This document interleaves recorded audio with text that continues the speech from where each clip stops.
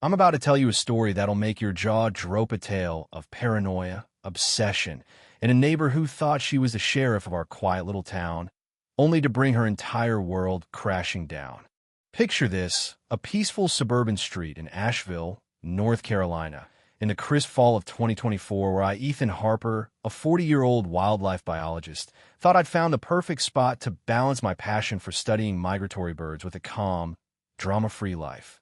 But when a government-issued safe arrived at my doorstep, it sparked a chain of events that ended with federal agents swarming our neighborhood and one woman's life unraveling in the most spectacular way. Buckle up, because this is the wildest neighbor saga you'll ever hear. My name's Ethan, and for 15 years, I've worked for the U.S. Fish and Wildlife Service, tracking the central flyout massive aerial highway that millions of birds, like sandhill cranes and sparrows, use to migrate between Canada and the Gulf Coast. It's the kind of job that makes you feel alive, standing in a misty field at dawn, watching flocks descend after a 1,000-mile journey. I started in a stuffy office in Denver, drowning in spreadsheets, but I craved the field. So, when the agency offered me a transfer to Asheville to conduct hands-on research, I jumped at it. I bought a modest house in a quiet neighborhood called Willow Creek, perfect for my new setup. Mornings in the field with binoculars and GPS trackers, afternoons in my home office analyzing data. For a few weeks, it was bliss until the safe arrived. The safe was no ordinary lockbox. It was a hulking, steel beast with a digital lock, emblazoned with U.S. Fish and Wildlife Service government property. Tampering is a federal offense. The agency sent it to store sensitive data, migration patterns, nesting sites, and GPS coordinates that poachers would kill to get their hands on. When a federal delivery truck rolled up at 10 a.m. on a sunny October morning, two uniformed specialists hauled into my office. I didn't think twice about its standard procedure for my job, but I hadn't counted on the prying eyes of Willow Creek's HOA president, Margaret Maggie Reynolds.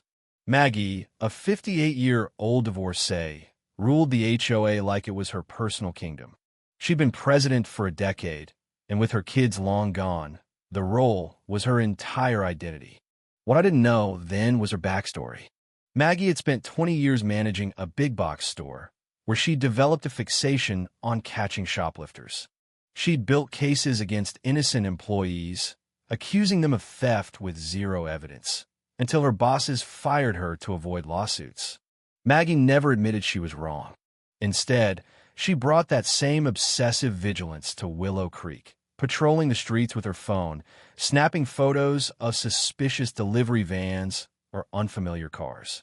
To most neighbors, she was just an overzealous busybody. To Maggie, she was the neighborhood's last line of defense against chaos. When she saw the government truck and the safe through my office window, Maggie's alarm bells went haywire. In her mind, no real federal employee would store an official safe in a suburban home. This had to be a scam-in elaborate front for something sinister. That afternoon, I got an email from her official HOA address, politely asking about the large storage unit delivered to my property. She claimed it was for insurance compliance. I replied courteously but vaguely, "It's work equipment, but I can't discuss details due to federal confidentiality." I thought that would settle it. I was dead wrong. The next morning, as I sipped coffee before a 5 a.m. field session, I noticed flashes of light across the street. Grabbing my binoculars, a habit from years of birdwatching, I saw Maggie in her front yard, aiming a telephoto lens at my house. She was documenting everything: my car, my windows, even a mailman dropping off bills. Over the next few days, her surveillance escalated. She set up shop in her upstairs window with high-power binoculars, scribbling notes on my every move. When I left for the field, she was there. When I came home, she was there.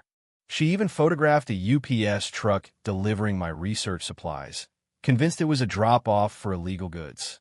What I didn't know was that Maggie was deep in online rabbit holes, scouring forums about government impersonation scams and safe-cracking techniques.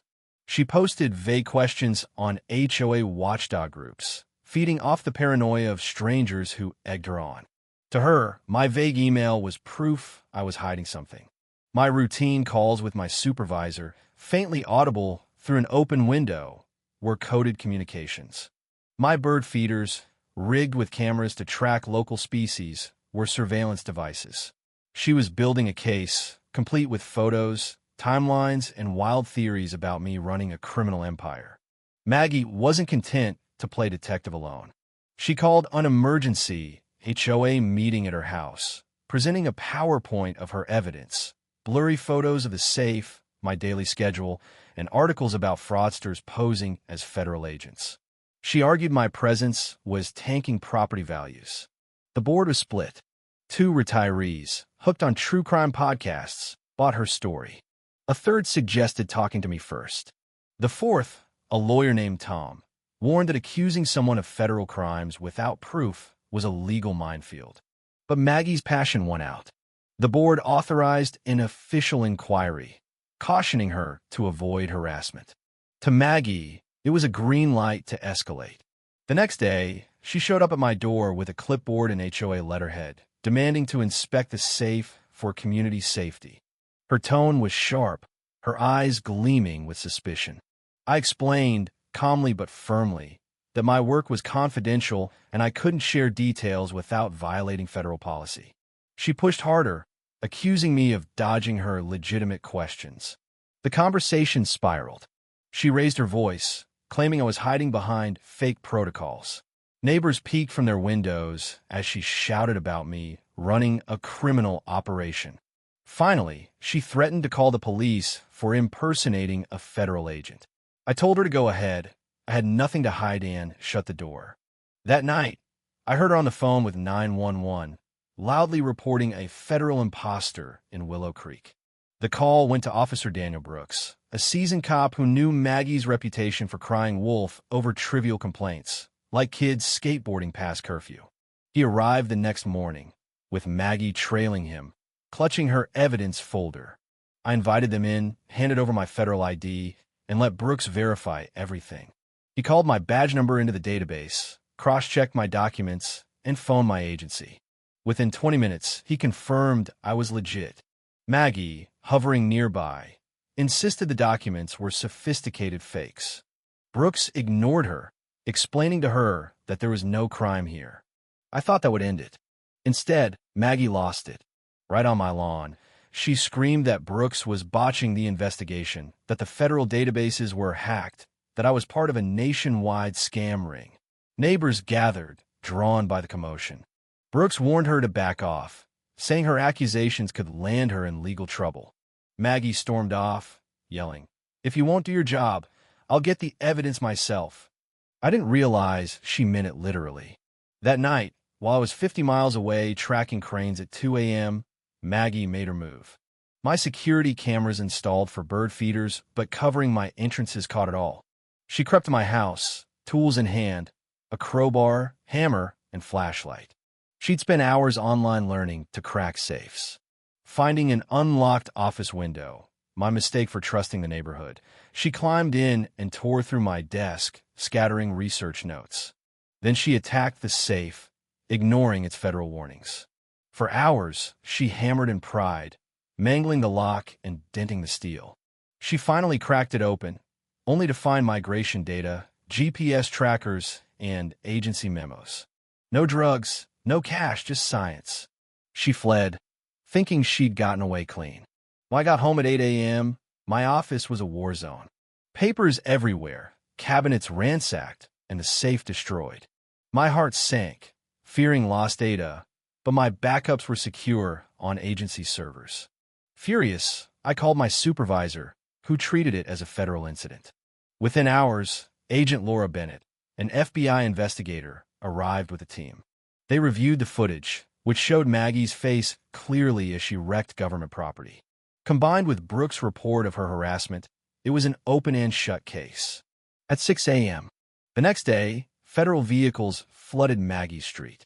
FBI agents, fish and wildlife investigators, and local police surrounded her house.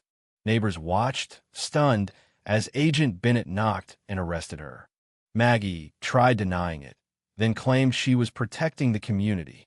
But the evidence camera footage, her fingerprints, tools with safe residue was undeniable. She faced federal charges, destruction of government property, burglary, and theft of classified materials. Her lawyer admitted she could face years in prison and crippling fines. The fallout was swift. The HOA ousted Maggie and elected a new president, who vowed to focus on community, not conspiracy. Neighbors apologized for not challenging her sooner, admitting her intensity scared them. My agency upgraded my security and replaced the safe. The story hit local news, a viral warning about HOA overreach and paranoia. Willow Creek is quieter now, with a new respect for boundaries. Maggie? She's living with her brother in Virginia, awaiting trial.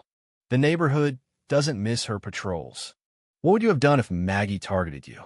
Should I have confronted her earlier, or was staying calm the right call?